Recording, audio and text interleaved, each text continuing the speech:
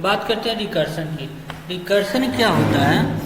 तो recursion is the process which comes into existence when a function calls a copy of itself to work on a similar problem. यानी कि एक ही तरह के काम को कराने के लिए, जो अगर कोई काम को कराने के लिए अगर कोई फंक्शन है और वो फंक्शन जो है अगर खुद को कॉल करता है, मान लीजिए एक फंक्शन बना है हम किसी पार्टिकुलर टास्क को परफॉर्म करने के लिए, और उस फंक्शन के अंदर ही हम उस फंक्शन को दोबारा से कॉल करा ले रहे हैं, तब वहाँ पे रिकर्सन हो जाता है। और वो फंक्शन जिसके अंदर रिकर्सन है वो फंक्शन कहलाता है recursive function. Any function which calls itself is called recursive function, and such functions calls as called recursive calls. Recursion involves several number of recursive calls. यानी कि रिकर्सन के अंदर बहुत सारे रिकर्सिव कॉल, यानी कोई जरूरी नहीं कि रिकर्सन जो है एक ही बार होगा, वो कई बार हो सकता है कि कॉल किया जाए। However, it is important to impose a termination condition of recursion.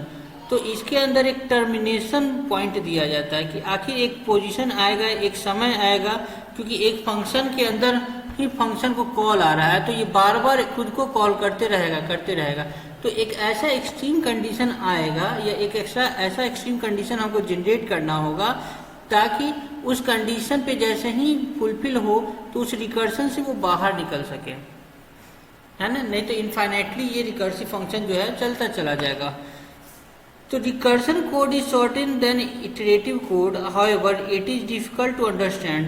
Recursion का जो कोड होता है वो छोटा होता है, क्योंकि इटरेशन कोड जो हम लोग लूप का जो कोड लिखते हैं उससे ये कोड छोटा होता है। लेकिन कह रहा है कि however it is difficult to understand, लेकिन रिकर्सन जो है थोड़ा सा डिफिकल्ट है इटरेशन से, इटरेटिव कोड से, यानी कि लूप के कॉन्सेप्ट से थोड़ा सा डिफिकल्ट है इसको समझना, इसके कॉन्सेप्ट को। Recursion can not be applied to all the problem. Recursion हर एक प्रॉब्लम में अप्लाई नहीं किया जा सकता। ये कुछ पार्टिकुलर टास्क, कुछ उस तरीके के टास्क हैं जिनको परफॉर्म करने के लिए हम रिकर्सन का यूज करते हैं। जनरली रिकर्सन का यूज नहीं करते हैं। जैसे हम लोग जनरली लूप का यूज कर लेते हैं, कहीं भी रिपीटेड टास्क को बार बार परफॉर्म कराना है तो हम लूप यूज कर लेते हैं। तो हम सोचिए कि हम वही काम को बार बार कराना था, रिकर्सन क्यों नहीं। रिकर्सिव सेलेक्टिव वर्क को करता है, यानी कि वैसे काम को करता है जो सेलेक्टिव, जो वैसे फंक्शन के अंदर जो खुद को कॉल कर ले। तो इसका एग्जांपल से क्लियर हो जाएगा कि ये क्या होता है। But it is more useful for the task that can be defined in terms of similar sub task. लेकिन recursion can not apply to all problems, सारे प्रॉब्लम्स पे ये अप्लाई नहीं होता है। लेकिन but it is more useful, ये बहुत ही यूजफुल है for task that can be defined in terms of similar sub task. तो वैसे टास्क के लिए ये डिफाइन किया जाता है जिस टास्क के अंदर उसके सब टास्क जो है, अगर उस टास्क के अंदर कोई काम को परफॉर्म करना है तो वो काम भी, उसके अंदर का काम भी उसी की तरह हो। तो सब टास्क को परफॉर्म करने के लिए भी सेम कॉन्सेप्ट का यूज किया जा रहा है, तब वहां पे है रिकर्सन का यूज करते हैं।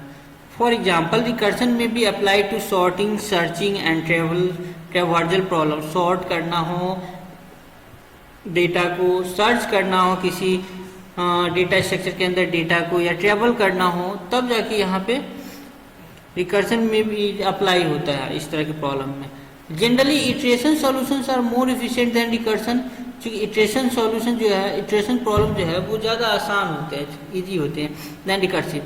Since function call is always overhead, यहाँ पे फंक्शन कॉल जो है हमेशा एक टेंशन बना रहता है। Any problem that can B solve recursively can also be solve iteratively, यानी कि जो प्रॉब्लम रिकर्सिवली सॉल्व हो सकता है वो इटरेटिवली यानी कि लूप के द्वारा भी वो सॉल्व हो सकता है। However some problems are best suited to be solve by the recursive, लेकिन फिर भी इटरेटिव प्रॉब्लम्स के, इटरेटिव यानी कि लूप, ध्यान रखिएगा इटरेटिव कर रहा है यानी कि लूप, तो इटरेटिव प्रॉब्लम से भी बेस्ट सूट है जो आपको जो है वो आपको रिकर्सन के द्वारा जो है कुछ सिलेक्टेड प्रॉब्लम, सारे प्रॉब्लम को, सिलेक्टेड प्रॉब्लम को जो है रिकर्सन के द्वारा परफॉर्म किया जाता है, वो बढ़िया रहता है। जैसे कुछ प्रॉब्लम्स है tower of Hanoi, Fibonacci series, factorial finding etc। तो इसमें फैक्टोरियल फाइंडिंग जो है बहुत ही कॉमन एग्जांपल है आपका रिकर्सिव फंक्शन का, कि फैक्टोरियल निकालना है, किसी भी नंबर का फैक्टोरियल निकालना है। मान लो फैक्टोरियल निकालना है 5 का, तो क्या करते हैं बोलो?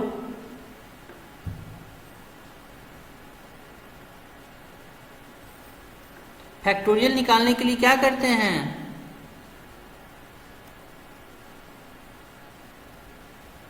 मान लो 5 का फैक्टोरियल निकालना है तो हम क्या करेंगे, 5 गुने 4 गुने 3 गुने 2 गुने 1, ये नहीं करेंगे। उसी तरीके से ये अब मान लो कि n का फैक्टोरियल निकालना है, n एक वेरिएबल है उसका फैक्टोरियल निकालना है, तो n into n minus one into n minus two into n minus three into n minus four, ये चलता चला जाएगा कहाँ तक, 1 तक चला जाएगा। तो ये सिमिलर टाइप, अब n है, n माइनस वन है, n माइनस टू है, n माइनस थ्री, हर बार n में एक कम होता जा रहा है, लेकिन क्या मल्टीप्लीकेशन का काम होता जा रहा है साथ साथ। तो ये जो है सिमिलर टाइप ऑफ वर्क को परफॉर्म कराने के लिए जो है हम लोग रिकर्सिव फंक्शन का यूज करते हैं। अब देखो इसको जो है हम लोग क्या करते हैं, एक फंक्शन बनाए इंट फैक्ट, फैक्टोरियल निकालने के लिए एक फंक्शन बना रहे हैं इंट फैक्ट। फैक्ट में हम लोग क्या पैरामीटर पास कर रहे हैं, तो इंट एन, इंटीजर, एक एन इंटीजर जो है पास कर रहे हैं, ठीक है। तो एन इंटीजर पास कर रहे हैं इसके साथ। अब यहाँ पे इस लूप के अंदर हम कंडीशन देख रहे हैं, इफ लगा रहे हैं, if n equals to zero, n की वैल्यू अगर जीरो है, n की वैल्यू अगर जीरो है तो क्या ये रिटर्न करेगा, जीरो रिटर्न करेगा। या फिर इल्स इफ, फिर से कंडीशन चेक कर रहा है यहाँ पे कि अगर n की वैल्यू अगर 1 है तो ये वैल्यू 1 रिटर्न करेगा। या फिर इल्स अगर n की वैल्यू या फिर ना तो जीरो है ना ही 1 है, तो ये क्या काम करेगा, ये काम करेगा रिटर्न करेगा। क्या रिटर्न करेगा, तो n into fact n minus one. अब ये फैक्ट n माइनस वन यहाँ क्या है, तो फैक्ट फंक्शन है। देखो यहाँ पे ये कौन सा फंक्शन है, फैक्ट फंक्शन है। और इस फंक्शन में फिर से यहाँ पे पैरामीटर पास कर रहा है n माइनस वन। अभी क्या था यहाँ पे पैरामीटर, यहाँ n था, लेकिन जस्ट इसके बाद जो है ये क्या हो गया, n माइनस वन। तो एक कम करके, यानी कि जैसे 5 क्या है तो 4 3 2 1, इसी तरीके से n into n minus one into n minus two, इसी तरीके से। तो यहाँ पे फैक्ट n माइनस वन, तो यहाँ फैक्ट n माइनस वन क्या करा रहा है, ये इसी फंक्शन को फिर से कॉल करा रहा है और इसमें पैरामीटर जो है n की जगह पे n माइनस वन पास कर रहा है। बात समझ में आ रही है? एक मिनट होल्ड कीजिएगा, ठीक है। तो यहाँ पे क्या देख रहे हैं हम लोग कि यहाँ पे ये फिर से फैक्ट फंक्शन को कॉल कर रहा है, फैक्टोरियल के लिए जो फंक्शन बनाया उस फंक्शन को कॉल कर रहा है। और यहाँ पैरामीटर को क्या कर रहा है, n माइनस वन कर दिया, पैरामीटर के वैल्यू को चेंज कर दिया। अब देखते हैं मेन प्रोग्राम के अंदर इस फंक्शन को कैसे यूज किया जाता है। अब यहाँ पे एक फैक्ट फंक्शन इसको बताया गया कि यहाँ डिक्लेयर किया गया कि एक फैक्ट फंक्शन है। अब यहाँ इंट मेन दिया गया और इंट मेन के अंदर क्या कर रहा है, इंटीजर ले रहा है n और f। n यानी कि किस नंबर का आपको फैक्टोरियल निकालना है वो यूजर से मांगने के लिए ले रहा है, और f जो है फैक्टोरियल का रिजल्ट निकालने के लिए। तो प्रिंटफ करा रहा है इंटर नंबर वो factorial you want to calculate. तो किस वैसा नंबर जिसका फैक्टोरियल आप निकालना चाहते हैं उस नंबर को दीजिए। तो यूजर जैसे ही देखेगा इसको तो नंबर प्रोवाइड करेगा, तो वो नंबर कहाँ स्टोर हो जाएगा, n के वैल्यू पे जाके स्टोर हो जाएगा। अब यहाँ पे फैक्ट n कॉल करा रहा है, फैक्ट n का जो रिजल्ट होगा वो फैक्ट में स्टोर करा रहा है। तो फैक्ट n, तो फैक्ट किस, मान लो कि n का वैल्यू को यहाँ से 5 दिया, तो फैक्ट n, तो यहाँ से फैक्ट फंक्शन कॉल हो रहा है और इसके साथ क्या जा रहा है, 5 जा रहा है। तो यहाँ से फैक्ट, यहाँ से यही कंट्रोल उठ के डायरेक्ट फैक्ट फंक्शन पे आ गया। अब फैक्ट यहाँ से 5 आया, तो 5 यहाँ पे आया तो देखा कि n इक्वल्स टू 0 नहीं, n इक्वल्स टू 1 नहीं, तो क्या करेगा, यहाँ पे ये रिजल्ट देगा return 5 into fact n minus one. तो फैक्ट n माइनस वन क्या हो जाएगा, n की वैल्यू 5 है, माइनस वन कितना हो जाएगा 4, तो फैक्ट 4 हो जाएगा। तो 5 इंटू फैक्ट 4, तो 5 और इंटू कर दिया फैक्ट 4। अब फैक्ट 4 के लिए फिर से फंक्शन कॉल हो रहा है, तो ये फिर से यहाँ पे आ जाएगा कंट्रोल। कंट्रोल यहाँ आने के बाद फिर से देखेगा इंट n की वैल्यू अब 4 है, 0 नहीं है ना ही 1 है, तो क्या रिटर्न करेगा, फिर से रिटर्न करेगा ये n into fact n minus one. तो अब जो है n की वैल्यू 4 है, तो पहले से 5 था, तो 5 इंटू, अब यहाँ n की वैल्यू 4 है, तो 5 into 4 into fact n minus one. तो अब फिर से फैक्टोरियल फंक्शन को कॉल कर रहा है और अब यहाँ पे पैरामीटर क्या हो जा रहा है, तो पहले 4 था, अब यहाँ पे 4 माइनस वन, तो कितना हो जाएगा, 3 हो जाएगा। तो फिर से फैक्ट फंक्शन कॉल करा रहा है और यहाँ पे अब जो है पैरामीटर पास कर रहा है यहाँ से 3, तो 5 इंटू 4 तो था, अब यहाँ पे फिर से चला गया 3, तब यहाँ से 3 आ रहा है, तो 3 देख रहा है कि 0 के बराबर नहीं है, 1 के बराबर नहीं, तो फिर से यहाँ आ गया और रिटर्न 3 इंटू फैक्ट। तो यहाँ से पहले से 5 और 4 था, 5 इंटू 4, अब फिर से इंटू 3 हो गया, तो 5 into 4 into 3 into fact n minus one. अब fact n minus one, N की वैल्यू 3 है हमारे पास, तो 3 माइनस वन क्या हो जाएगा 2।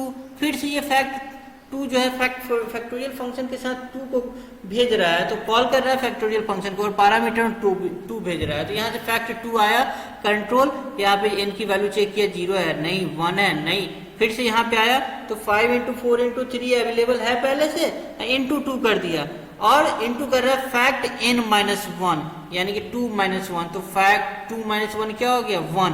फैक्ट 1 को फिर से फैक्टोरियल फंक्शन कॉल करा रहा है और पैरामीटर 1 पास कर रहा है, तो इन फैक्ट 1, तो फैक्ट 1 n की वैल्यू 1 यहाँ से आया, n इक्वल्स टू 0 नहीं, n equals to 1 yes, n की वैल्यू 1 है, तो रिटर्न 1, ये क्या रिटर्न करेगा तो 1 रिटर्न करेगा, तो 1 रिटर्न करेगा, तो यहाँ पे कंट्रोल आया और क्या था 5 इंटू 4 इंटू 3 इंटू 2 और इंटू 1, रिटर्न 1 हो गया।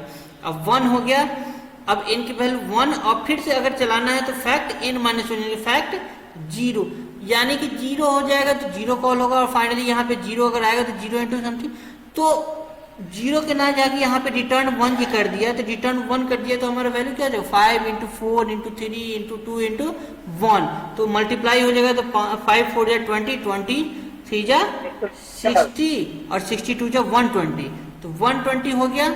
अब यहाँ पे ये क्या कर रहा है, ये रिटर्न जो वैल्यू कर रहा है, तो फैक्ट n जो वैल्यू लेके आ रहा है 120, तो वो f में जाके 120 स्टोर हो गया। अब ये f की वैल्यू को प्रिंट करा दी है, तो f की जो भी वैल्यू 120 फैक्टोरियल का वैल्यू क्या है 120, तो ये 120 पे यहाँ पे आके क्या कर रहा है स्टोर करा दे रहा है, ये सॉरी प्रिंट करा दे रहा है। तो ये हो गया फैक्टोरियल का प्रोग्राम, जो आपको प्रोग्राम से समझ में आया होगा कि ये जो है कैसे फंक्शन जो है आप खुद पे खुद को कॉल करा रहा है। अब देखिए यहाँ से इस फिगर को समझिए, तो फैक्ट रिटर्न 5, ये क्या कर रहा है 5 इंटू फैक्टोरियल 4, तो फैक्टोरियल 4 तो फैक्टोरियल फंक्शन को कॉल करा रहा है, तो कितना हो गया अब ये 120 है, मान ली रिटर्न 4 इंटू फैक्टोरियल 3, तो ये जिसी तरीके से ये कैलकुलेशन परफॉर्म करके क्या करेगा 1 इंटू 2 इंटू 6 इंटू 24, तो ये 120 रिजल्ट को यहाँ पे परफॉर्म करा दे रहा है, सेंड कर दे रहा है। तो ये फंक्शन हुआ फैक्टोरियल का, वैसा फंक्शन जो खुद को कॉल करे फैक्टोरियल फंक्शन कहलाता है। Recursive function sorry factorial function कहते हैं, रिकर्सिव फंक्शन कहलाता है। A recursive function performs the task by dividing it into sub task, there is a termination condition. अब यहाँ पे जो था, ये जो हमारे पास था रिटर्न 0 रिटर्न 1, ये टर्मिनेशन कंडीशन है कि आखिर किस कंडीशन में जाके ये जो है रिकर्सिव फंक्शन टर्मिनेट होगा, नहीं तो ये चलता चला जाएगा। तो इसलिए ये जो है टर्मिनेशन पॉइंट है, ये जो कंडीशन लगाया गया है टर्मिनेट करने के लिए, n equal to 0 n equal to 1, n 0 से 1 कंपेयर कर रहा है 1 से कंपेयर कर रहा है, तो दोनों में से किसी पे एक पे जाके क्या करेगा टर्मिनेट कर जाएगा। तो ये लूप के फंक्शन बना सकते हैं सर? हाँ, लूप के द्वारा भी बना। अब हम लोग पढ़े हैं कि जो टास्क हम रिकर्सिव फंक्शन से परफॉर्म कर सकते हैं वो लूप के द्वारा भी परफॉर्म कर सकते हैं, लेकिन रिकर्सिव फंक्शन के द्वारा जो है कुछ टास्क इजीली परफॉर्म किए जा सकते हैं जो कि लूप के द्वारा कॉम्प्लिकेटेड हो जाते हैं, थोड़ा सा टफ हो जाता है। अब रिकर्सिव फंक्शन है, यही था आपका। अब इसमें कोई प्रॉब्लम है तो पूछ लीजिए।